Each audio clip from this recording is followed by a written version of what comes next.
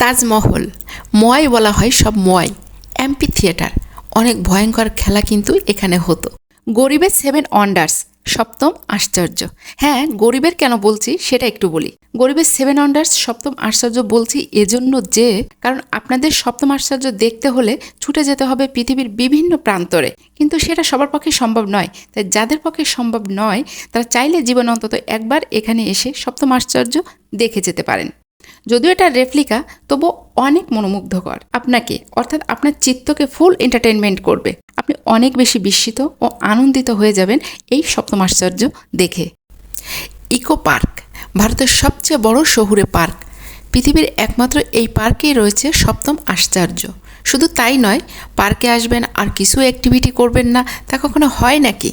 রয়েছে নানান water activities, cycling, কাশ্মীরের শিকারা, গুমের toy train journey, children park, rain forest, rose garden, আরও কত কি। সেই সাথে জমিয়ে খাওয়া দাওয়া। 8 থেকে 80 সবাই হবে খুশি। ঘুরবো আমি, সেই সাথে ঘুরাবো আপনাদেরকেও। চলুন ঘুরে দেখা যাক। কলকাতা এবং নিউ টাউন এর বিভিন্ন দিক থেকে ইকো পার্কে যাওয়া যায়। সপ্তম আশ্চর্য একদম 4 নম্বর গেট দিয়ে ঢুকেই বাম হাতে। টিকিট নিয়েছি, এখন ভেতরে ঢোকার পালা। তো প্রথমেই যাব 7 ওয়ান্ডার্স। সপ্তম আশ্চর্য বাদিকে। এখানে জনপ্রতি টিকিটের মূল্য 30 টাকা। আর ওপেনিং টাইম হচ্ছে রবিবার এবং ছুটির দিন 11টায় খুলে, নভেম্বর টু ফেব্রুয়ারি। আর বাকি দিনগুলো পার্ক 12টার পর থেকে খুলবে এবং সোমবার পুরোপুরি বন্ধ থাকে। প্রথমেই রয়েছে পিরামিড। সপ্তম আশ্চর্যের কিন্তু একটা হলো এই মিশরের পিরামিড। এইবার ভিতরে ঢুকে দেখি ভিতরে কি কি আছে। এখানে মিশরীয় পিরামিড যুগের মিশরীয় সভ্যতার নানান কারুকার্য শোভিত ভাস্কর্যের ওয়াল রয়েছে এবং মমির এই ঘরে হালকা সেন্ট বা পারফিউম দিয়ে রেখেছে তারা, যেটা এটা অ্যানসিয়েন্ট গন্ধ, অর্থাৎ পুরাতন গন্ধ বোঝাতে, যেটা সম্ভবত মমির গন্ধ। আমার কাছে এই গন্ধটা খুবই বাজে লেগেছে, মোটেও ভালো লাগেনি। যাই হোক, পিরামিডের সামনে রয়েছে পুল আর তার ওপারে রয়েছে পেট্রা।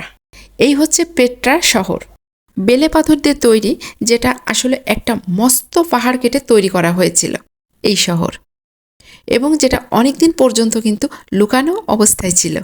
কি ভীষণ ইন্টারেস্টিং না? পরবর্তীতে আবিষ্কৃত হয় এবং এর ভিতরে অনেক কারুকার্য রয়েছে। সেই সাথে ব্যবসা বাণিজ্য নানান দিক থেকে এই পেট্রা শহর কিন্তু একটা সময় অনেক উন্নত হয়েছিল। আর পেট্রা শহরের একেবারে সামনে রয়েছে স্টার আইল্যান্ড। এদের বলা হয় ময়। শত শত বছরের প্রত্নতাত্ত্বিক নিদর্শন এবং সুকৌশল শিল্প সংস্কৃতিতে ঘেরা চিলির দ্বীপ স্টার আইল্যান্ড। এই ময়গুলো দেখুন মানুষের আকৃতি। মাথা থেকে কাঁধ গড়ে 4 মিটার, অর্থাৎ 13 ফুট লম্বা এবং 14 টন ওজনের বিশেষ আকৃতির মূর্তি এগুলো। প্রশান্ত মহাসাগরের পূর্ব উপকূলে রয়েছে চিলি, আর সেই চিলিতে রয়েছে স্টার আইল্যান্ড। অসাধারণ ভাস্কর্য তৈরি করা হয়েছিল সেই সময়। এই যে মানুষের এই মূর্তিগুলো দেখছেন, এগুলো কিন্তু নানান আকৃতির অরিজিনাল জায়গায় ছিল, এখানেও আছে, এবং এদের বডি থেকে মাথার আয়তন অনেক বেশি লম্বা। স্টার আইল্যান্ডের একেবারে সামনে রয়েছে ব্রাজিলের রিও ডি জেনেরিও। কর্পডাডো পাহাড়ের উপর রয়েছে কিন্তু দ্য ক্রাইস্ট অফ রিডেমার। প্রথম বিশ্বযুদ্ধের পরে যখন গোটা পৃথিবী নাজেহাল অবস্থা, তখন বিশ্বে অর্থাৎ পৃথিবীতে শান্তি ফিরিয়ে আনতে সেই বলা যায় আশার অপ্রতিরোধ্য প্রতীকী হচ্ছে এই দ্য ক্রাইস্ট অফ রিডেমার, অর্থাৎ ব্রাজিলের রিও ডি জেনেরিও। সপ্তম আশ্চর্যের অনেক কিছুই কিন্তু আজ আর নাই, কারণ সব কিছুই পরিবর্তনশীল, আর এটা মানুষের ভোটের উপর নির্ভর করে। চলুন এবার ফিরে আসি আমাদের ভারতবর্ষে। ঘুরে আসি আগ্রার তাজমহল, যার নামের সাথে মিশে আছে এক অমর প্রেম কাহিনী। প্রেমিক পুরুষ শাহজাহান এবং তার প্রেমময়ী স্ত্রী মমতাজের নাম। কবির ভাষায় বলতে হয়, তাজমহল দেখেছ তুমি, দেখেছ কি তার প্রাণ, ভিতরে তাহার মমতাজ নারী, বাহিরেতে শাহজাহান। এটা নিয়ে বেশি কিছু বলবো না, আর তাজমহল নিয়ে যাই বলি না কেন, সত্যিকার অর্থে তা কম বলা হয়ে যাবে, কারণ আমার থেকেও আপনারা বেশি ভালো জানেন।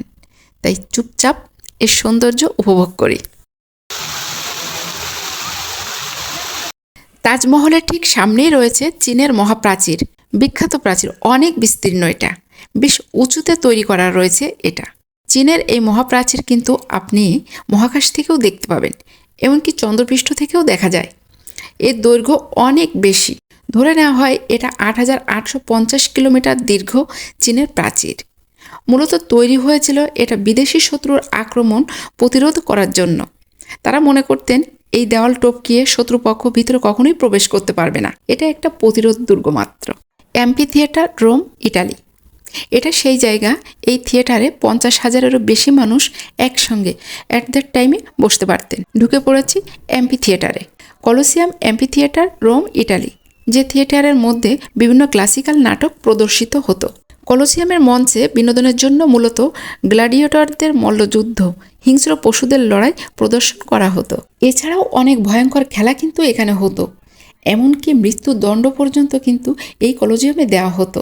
80 খ্রিস্টাব্দে প্রিঙ্কাস ও ভেরাসে নামে দুজন মল্লযোদ্ধার লড়াইয়ের মাধ্যমে কলোসিয়ামে যাত্রা শুরু হয়।